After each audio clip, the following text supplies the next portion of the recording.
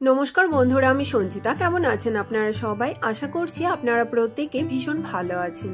আজ আমি আপনাদের সঙ্গে শেয়ার করব কুমড়ো চিংড়ি বা মিষ্টি কুমড়ো দিয়ে তৈরি চিংড়ি মাছের একটি রেসিপি। এই রেসিপিটি তৈরি করার জন্য আমি এখানে 250 গ্রাম চিংড়ি মাছকে পরিষ্কার করে বেছে জল দিয়ে ধুয়ে জল ঝরিয়ে নিয়ে নিয়েছি। এবার এতে দিয়ে দিয়েছি সামান্য লবণ আর হলুদ গুঁড়ো দিয়ে মাছগুলোকে খুব ভালো করে মেখে নিয়েছি। আর এখানে নিয়েছি মিষ্টি কুমড়ো। কুমড়োর খোসাগুলোকে ছাড়িয়ে কুমড়োগুলোকে টুকরো টুকরো করে কেটে নিয়েছি একটি বড় সাইজের আলুকেও টুকরো করে কেটে নিয়েছি একটি বড় সাইজের পেঁয়াজকে স্লাইস করে কেটে, আর নিয়েছি 4 থেকে 5টি কাঁচা পাকা লঙ্কা। এবার কড়াই গরম হয়ে এলে এতে দিয়ে দিয়েছি পরিমাণ মতো সরষের তেল। তেলকে ভালো করে গরম করে নিতে হবে। তেল গরম হয়ে গেলে এতে লবণ হলুদ মাখানো চিংড়ি মাছগুলোকে তেলের ওপরে দিয়ে দিয়েছি ভাজার জন্য। এখানে আমি মাছগুলোকে 2 থেকে 3 মিনিট একটু ভেজে নেব। আমি চিংড়ি মাছগুলোকে খুব বেশি ভাজবো না।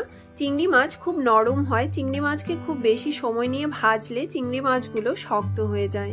তাই অল্প সময় নিয়ে চিংড়ি মাছগুলোকে ভেজে একটি পাত্রে নামিয়ে নিয়েছি।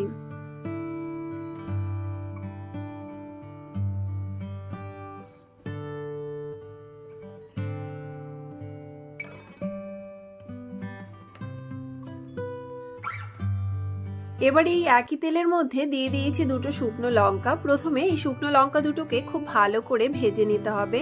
শুকনো লঙ্কা দুটো ভাজা হয়ে গেলে স্লাইস করে কেটে রাখা পেঁয়াজগুলোকে এই তেলের ওপরে দিয়ে শুকনো লঙ্কা আর পেঁয়াজকেও একসঙ্গে একটু লাল লাল করে ভেজে নিতে হবে।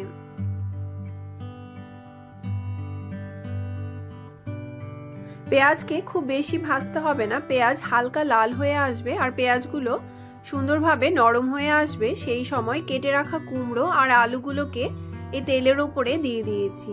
দিয়ে এই পেঁয়াজ আর তেলের সঙ্গে খুব ভালো করে কুমড়ো আর আলুকে মিশিয়ে নিচ্ছি।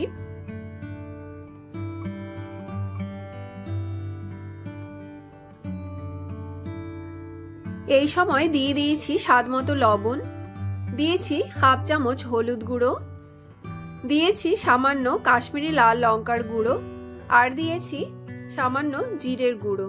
দিয়ে আবারও সবকিছুকে একটু মিশিয়ে নিয়েছি।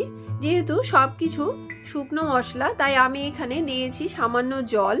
দিয়ে সবকিছুকে খুব ভালো করে মিশিয়ে ঢাকা দিয়ে 5 থেকে 6 মিনিটের জন্য মিডিয়াম ফ্লেমে সবকিছুকে একটু সেদ্ধ হতে দেব।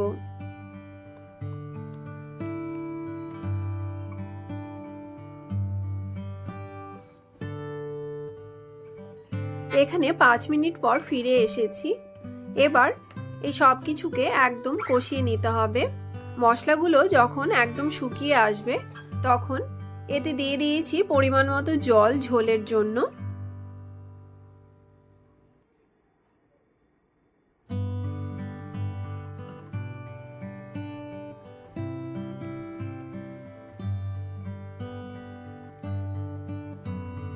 এবার কুমড়োগুলোকে ঝোলের সঙ্গে খুব ভালো করে মিশিয়ে নিচ্ছি। এবার গ্যাসের ফ্লেমকে বাড়িয়ে এই ঝোলকে ফুটতে দিতে হবে। এখানে দেখতেই পাচ্ছেন ঝোল ফুটে এসেছে। আমি এবার দিয়ে দিয়েছি ভেজে রাখা চিংড়ি মাছগুলো, দিয়ে সবকিছুকে আবারও খুব সুন্দরভাবে মিশিয়ে নিচ্ছি।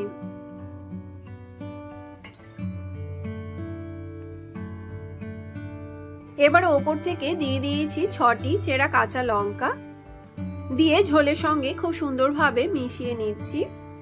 তবে আপনারা যে যতটা ঝোল খেতে পছন্দ করেন ততটাই রাখবেন।